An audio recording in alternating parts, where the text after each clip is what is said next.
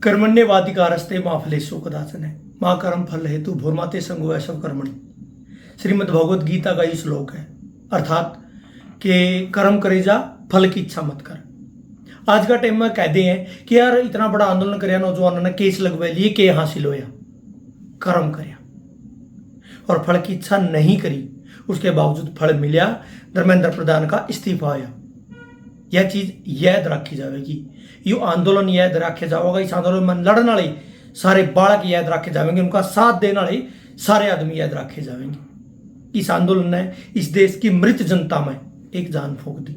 इस आंदोलन ने जो नौजवान आज का टाइम में, जो लोग, जो मिलेनियंस, जो उससे भी बड़े लोग आज का टाइम में सत्ताधारी दल तक लड़न लग रही हैं, उनके अंदर एक उम्मीद फूंक दी है कि हाँ, लड़ाई अभी खत्म नहीं हुई है और हाँ, हमारे बाद भी कोई है जो गलत के खिलाफ लड़ेगा, जो गलत के खिलाफ बोलेगा। चाहे ये सरकार न रहे ना रहे, इसकी जगह कोई और सरकार आ जाए, तब भी अगर गलत होगा तो कोई है जो उनके खिलाफ बोलेगा, जो उनके खिलाफ लड़ेगा। इस आंदोलन ने ये उम्मीद जगा दी है। सबसे बड़ी बात, ये तमाचा है उन लोगों का मुंह पे जो उन्हें कह करते कि ये तो फंडेड है, सोनम वांगचुक ये चाइनीज एजेंट है। उसी सोनम वांगचुक को इसी मोदी सरकार के एक मंत्री ने जाकर उसका अनशन खुलवाया अस्पताल में जाकर। तो कहाँ है वो बेशरम लोग, बेहया लोग? क्या वो माफी मांगेंगे कि किस प्रकार मोदी सरकार उन्हीं के कहे अनुसार एक चाइनीज एजेंट को जूस पिलाकर, सूप पिलाकर उसका अनशन तोड़वा रही है? और कहाँ है वो लोग जो कहते थे कि ये जो सौरभ दास और उसकी बाकी की टीम है, ये विदेशी फंडेड है, ये विदेशी एजेंट है? तो क्या हम ये मानने कि मोदी सरकार इतनी कमजोर हो चुकी है कि वो विदेशी एजेंटों के साथ समझौता कर रही है? क्या हम ये मानने कि मोदी सरकार इतनी कमजोर हो चुकी है कि विदेशी एजेंटों के कहने पर, उनके खड़े करे गए आंदोलन के जरिए उससे डरकर मोदी सरकार अपने एक देशभक्त मंत्री का इस्तीफा ले रही है? और शर्म आनी चाहिए उन बुढ़िया ने, वो जो बोकड़ियां पार्का में बैठ बैठ कर सोनम वांगचुक का बारे में गिरी हुई बात करने लगे थे।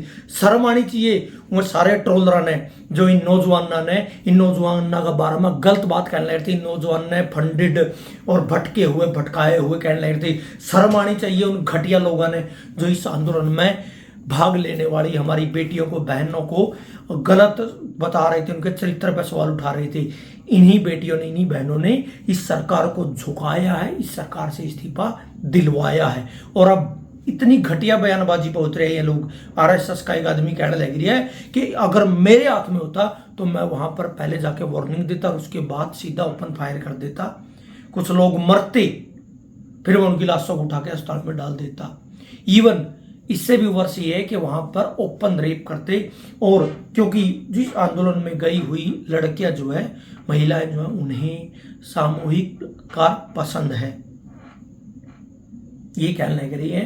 कथित हिंदूवादी, कथित धर्म रक्षक, कथित देशभक्त संगठन के देशभक्त बुढ़ऊ ये सोचे नहीं कि घटिया आदमियों की, महिलाओं के प्रति। फिर भी इस देश की कुछ महिलाओं को लगता है कि ये है भाई, ये करेंगे इस देश का भला, ये दिलावेंगे महिलाओं ने सम्मान। इन जितना तो महिलाओं का सम्मान कोई भी नहीं करता, इन जितना देशभक्त और देश हित कोई भी नहीं रखता। नौजवानों को अगर कोई दिशा दे सकता है तो ये लोग हैं। इस देश को विकसित भारत, विश्व गुरु कोई बना सकता है तो ये लोग हैं। इतनी घटिया सोच के लोग आज भी इस देश में हैं। इन लोगों को लगता है कि जो सरकार अमेंडमेंट के नाम पर बिल लेके आई थी, अमेंडमेंट बिल लेके आई थी वुमेन रिजर्वेशन के नाम पर, और उससे महिलाओं का अपमान हुआ था क्योंकि उसको विपक्षी दलों ने पास नहीं होने दिया, उसका चोला उड़ा कर लेके आई थी जो सरकार। तो ये महिलाओं का अपमान था। यू आदमी के कारण लग रही है, क्या ये महिलाओं का अपमान नहीं है? भाजपा नेत्री और सांसद क्या कहने लग रही है कि जो महिलाएं अपने हकों के लिए आवाज उठा रही थी इस आंदोलन में, जो लड़कियां, जो जनजी लड़कियां, हमारी बेटियां, छोटी छोटी बालक में 18, 20 साल, 25 साल की लड़कियां जो आंदोलन में आवाज उठाई थी, उनकी तुलना इसने गटर तक करी है। इतनी घटिया इसने बात लिखी है अपना सोशल मीडिया प्लेटफॉर्म पे।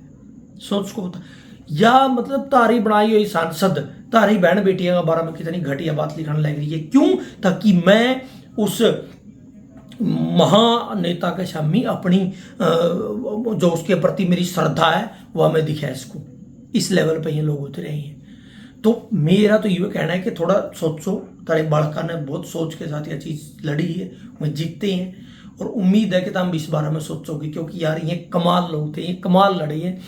यू आंदोलन याद रखा जाएगा सदिया में, यू आंदोलन, इस आंदोलन के सारे घटनाक्रम याद रखे जाएंगे।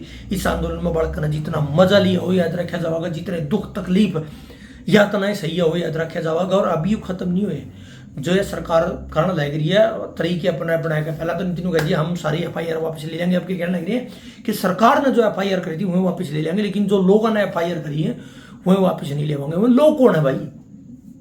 भाई सरकार के तो समझिए, अगर सरकार चाहे कि ना भाई किसी बालक के ऊपर कोई FIR नहीं होगी तो लोगों की कीमत में कर देंगे ना, कोई कीमत नहीं है। यह सरकार खुद ही उन लोगों के जरिए करवाना चाहिए ताकि बालका ने जो ये एक डेयरिंग दिखाई है उस डेयरिंग को, उस मनोबल को तोड़े जैसे, ताकि आगे भविष्य में भी इस प्रकार का कोई आंदोलन नहीं खड़े, उसका आज ही उनती इतना दबाए दो। लेकिन मैंने उम्मीद है कि यह जनरेशन दबन वाली नहीं है, यह जनरेशन डरने वाली नहीं है। इन लोगों ने पढ़िया है, इन लोगों ने अंबेडकर को पढ़िया, गांधी को पढ़िया, भगत सिंह को पढ़िया, इनने सबको पढ़िया है। व्हाट्सएप यूनिवर्सिटी के स्टूडेंट ये नहीं है, ये एक्चुअल में कॉलेज के स्टूडेंट है, स्कूल के स्टूडेंट है, पढ़े लिखे स्टूडेंट है। इनकलाब जिंदाबाद।